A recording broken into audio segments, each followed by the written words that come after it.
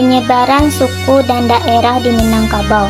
Dari tambo yang diterima secara turun-temurun, menceritakan bahwa nenek moyang orang Minangkabau berasal dari keturunan Iskandar Zulkarnain. Yang mana Iskandar Zulkarnain disebutkan bahwa raja pertama yang datang ke Minangkabau bernama Suri Maharajo Dirajo, anak bungsu dari Iskandar Zulkarnain. Hal ini berawal dari pertengkaran ketiga anak Iskandar Zulkarnain yang berusaha memperebutkan tahta raja. Pertengkaran itu membuat ketiga bersaudara itu berpisah. Sultan Maharajo Alif balik ke hukum dan menjadi raja. Maharajo Dipang pergi ke Cina dan Maharajo Dirajo meneruskan perjalanan ke Tenggara menuju Pulau Jawa.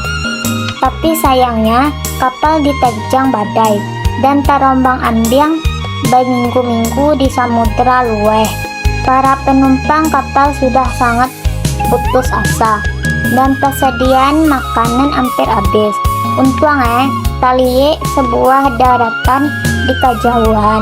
Si Maharajo Dirajo memerintahkan bawahannya untuk mendayung ke pulau itu. Tempat mereka berlabuh dinamakan Labuhan Si Tembaga dan Pulau Kepitiang. Sesampai di pulau, kapal mengalami kerusakan. Sang raja memerintahkan sia yang dapat memperbaiki kapal, maka akan dinikahannya dengan putri-putrinya. Sampai orang pengawal itu menyanggupi tugas itu. Pulau tersebut puncak sebuah gunung Merapi. Gunung yang saat itu masih terendam banjir bandang. Dibuatlah ekspedisi untuk membuat pemukiman baru. Kemudian dinamakan Nagari Pariangan. Lambat daun, desa Pariangan mengalami pertambahan penduduk dan menjadi semakin sempit. Seorang datuk Bandaro Kayo pergi mencari daerah baru untuk ditinggali. Ia menebas hutan dengan sedang panjang, sehingga daerah itu dinamai Nagari Padang Panjang. Kata pusaka Minangkabau mengatakan, dari mana tiap palito, di balik terongan Bali, dari mana turun minyak mama moyang kita, dari lereng Gunung Merapi. Si Maharajo Dirajo menikah dengan Putri Indo Jalito. Mereka dikaruniai anak laki-laki yang bernama Datuk Katumangguangan. Setelah Sri Maharajo meninggal, Putri Indo Jalito menikah dengan penasihat Raja Cati Bilang Pandai. Pernikahan itu dikaruniai 6 orang anak, salah satu Datuk Bapati Nasabatang.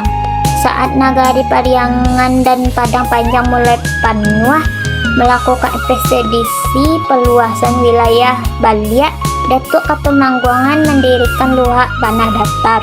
Datuk Bapati Nasabatang mendirikan Luhak Agam. Sedangkan Luhak ketiga, Luhak 50 Koto, didirikan oleh Datuk Sri Maharajo Nanba Niko.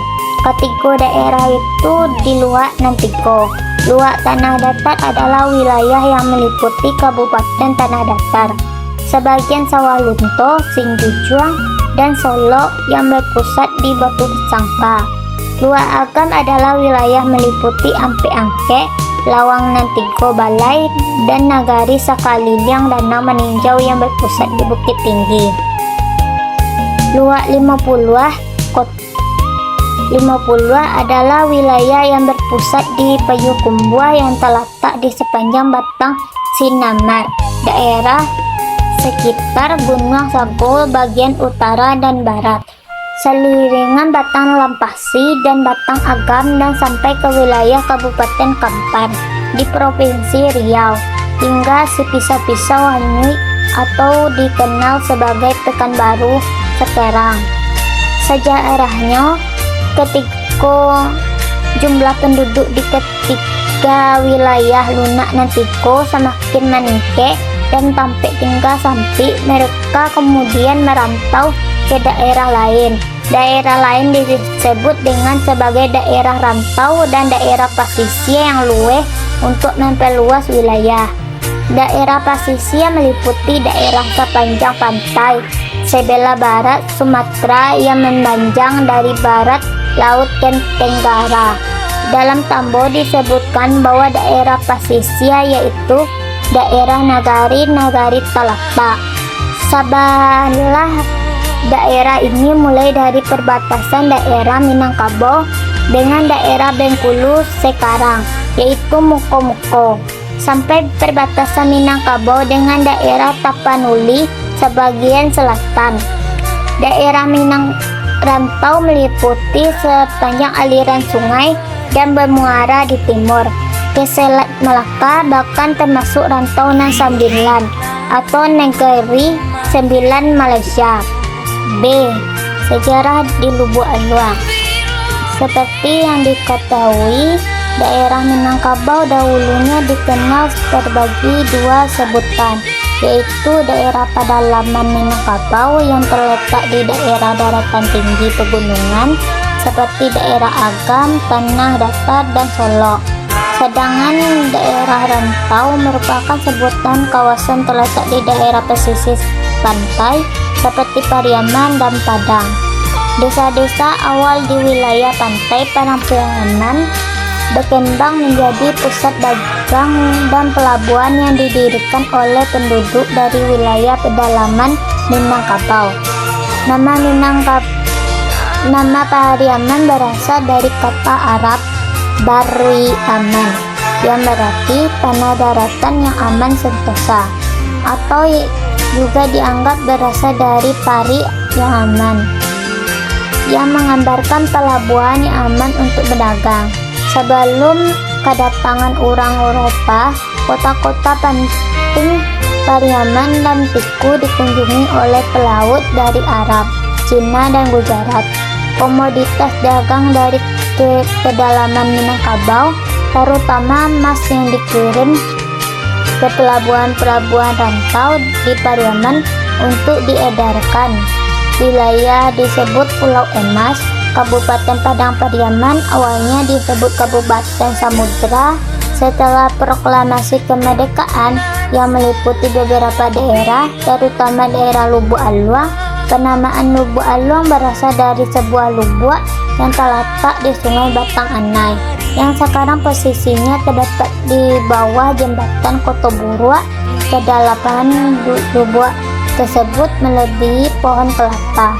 Lubuk tersebut cukup luas dan pusaran air bergelung, sehingga dikenal dengan nama Lubuk Aluang. C. Budaya di Lubuk Aluang. Pertama, Balaman. Di Lubuk Aluang terkenal dengan tradisi Balamang. Lamang merupakan makanan khas Padang Pariaman yang hendak ditemukan di setiap waktu. Lamang biasanya dibuat untuk menyambut bulan Ramadan, 7 hari setelah kerabat meninggal dunia, dan keluarga akan berdoa dengan mengundang banyak orang dengan menu utama adalah lamang.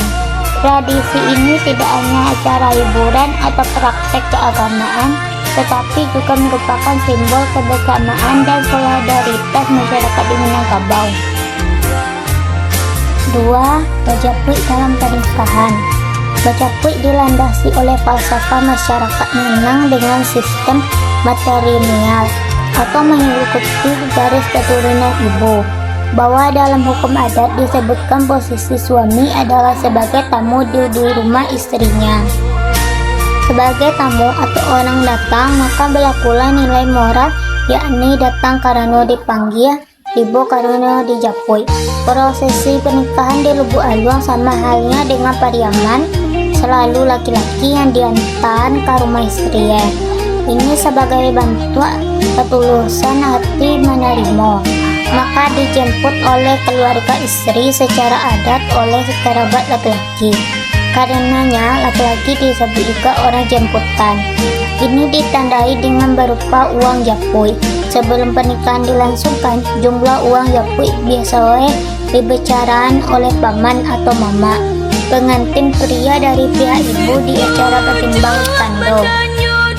Di dalam tradisi Bejapui, terdapat sejumlah tahapan di antara mantan sasok, maknanya perkenalan keluarga dari pihak kedua calon mempelai. Keluarga calon mempelai perempuan akan mendatangi keluarga calon mempelai pria. Dilanjutkan dengan berkampuang-kampuang atau menentuan waktu pernikahan digelar.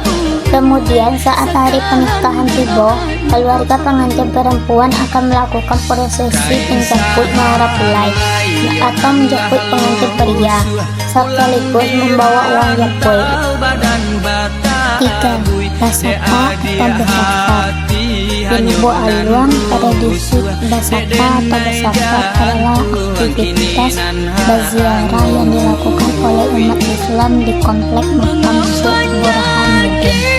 Dinamakan dengan basaka karena kegiatan ini dilaksanakan pada bulan Safar tahun Hijriah dan bertepatan dengan meninggal Syekh Burhanuddin. Tradisi basaka ini dilakukan ialah sebagai ungkapan rasa syukur dan terima kasih terhadap Syekh Burhanuddin atas keberhasilan mengembangkan ajaran Minangkabau. 4. Balai Selasa. Di Lubuk Aluang tak kenal dengan Balai Selasa. Pasa dan balai adalah salah satu kesatuan yang berbeda. Pasa yakni kegiatan pasar yang diadakan berkelanjutan, sedangkan balai yakni kegiatan pasar yang bergantung keramaian. Balai di Lubuk Aluang terdapat di hari Selasa, maka dari itu banyak menyebut Lubuk Aluang Balai Selasa. Permainan nagari. 1. Sepak teko. Sepak teko merupakan permainan khas daerah Sumbar termasuk Lubuk Aluang. Sepak berarti menandang, tekong artinya kaleng. Peralatan lazim digunakan yakni kaleng yang sudah berisi batu kecil, kemudian diletakkan di tengah lingkaran. Apabila ditendang maka akan mengeluarkan bunyi. Permainan ini dimainkan dengan jumlah lebih dari 5 orang. Semakin banyak jumlah orang, semakin seru permainan. Sebelum mulai, para pemain terlebih dahulu bersuit untuk menentukan siapa menjaga tekong, sementara permainan lain bersembunyi di sekitar lokasi. Apabila penjaga mendapat permainan lain, maka dialah jadi penjaga di permainan berikutnya.